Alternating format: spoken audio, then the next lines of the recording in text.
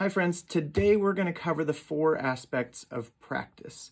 So when you are learning guitar, which I think any of us that are playing guitar are learning, I hope, the first thing that we should do is warm up. So finger exercises, scales, arpeggios, patterns, things like that. So let's say you just learned the E minor pentatonic scale and you're trying to play it finger style without a pick. So you're going to try to alternate pick, either like, thumb and index or index and middle like that. So you warm up with those things and finger exercises and arpeggios, which are like broken chords. Those kind of things. And then once you're warmed up, then work on new materials. So the newest things that you're learning, new songs, new chords, new riffs, new scales, new patterns, new techniques, hammer-ons, pull-offs, slurs, slides, bends, any of that kind of stuff. The third thing is to review material. So things that you already learned, but you still want to keep improving. So let's say you've been working on, for example, Dust in the Wind or something like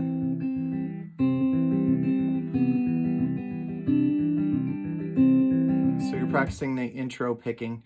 One thing to keep in mind is that you want your picking to carry through. Like your thumb should sound like it's its own instrument in a way. So I'm really starting to hear that thumb. So paying attention to those little details, that's what makes the great players great. And that's what will make you great when you get there, if you're not there yet. The fourth thing, and this is really important, to learn your instrument better is to play. So take things that you already know, let's say, for example, Dust in the Wind, and you have C chords and some variations, C, C major 7, C add 9, A sus2, A sus4, A minor, those kind of chords, D over F sharp or D7 over F sharp, then G. So those are the chords. Anyways, so let's say you know those chords are going to sound good together. So you're going to just start playing with those. And let's say you already know a C scale. And you know the full extended, all the natural notes in first position. So you're going to play with that. Take a C chord. And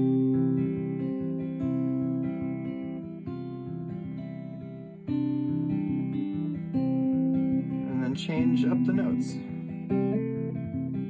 And then you realize later on in the song there's like hammer-ons. Those kind of things. And there's also these other chords up here.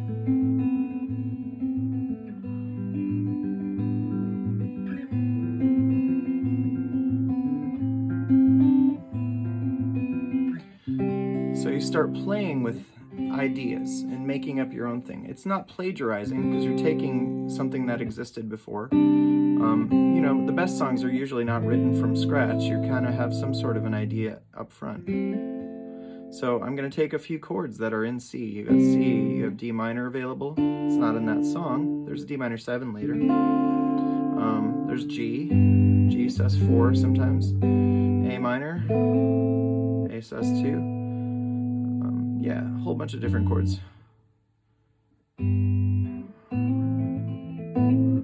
So I'm going to take some of those ideas and play with those a little bit. So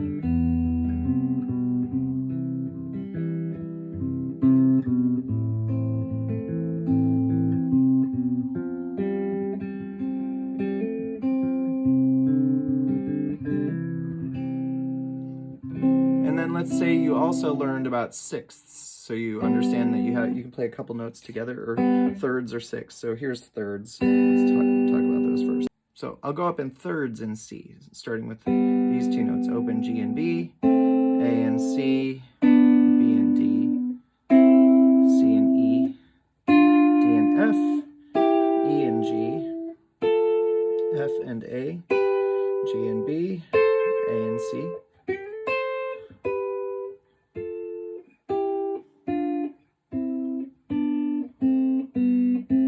let's say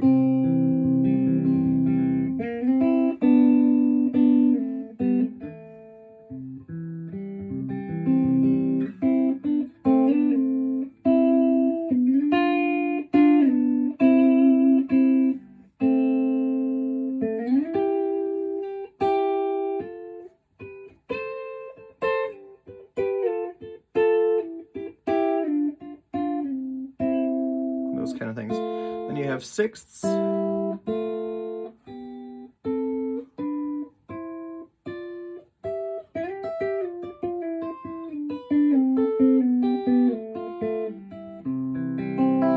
All those fit in there too. So this is playing. You're starting to explore your instrument a little bit. So you're taking some ideas, some theories, some scales, some chords, and then you're learning how to move those around. You can also move each chord around. Like here's a C, there's a C, here's another C. This is called the caged method. Another C using a D shape up here, and then another C using a C shape up here. And then you have your scale that corresponds with each of those.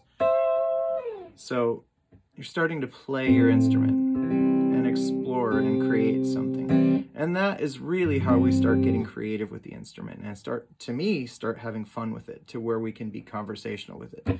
And you can sit down with somebody and play music, and you don't have to do exactly what's on the page. You can start exploring and doing what you're feeling and exploring and finding that. And don't be afraid to make mistakes, because sometimes that's where we find the gems, you know.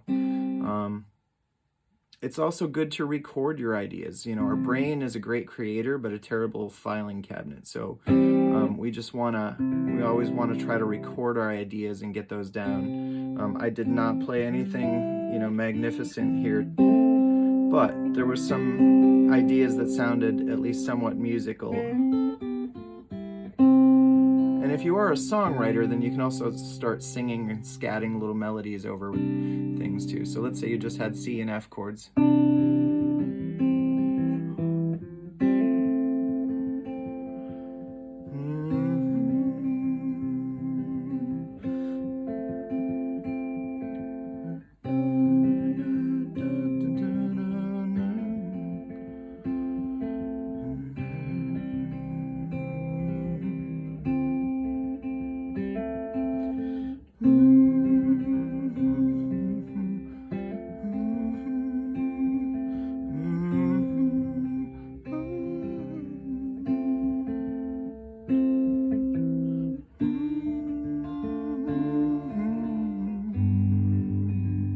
D minor to G.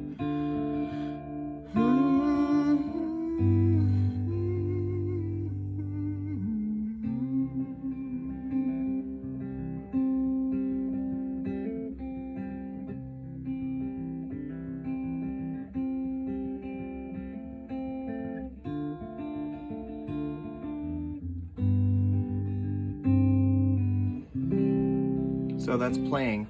There you go.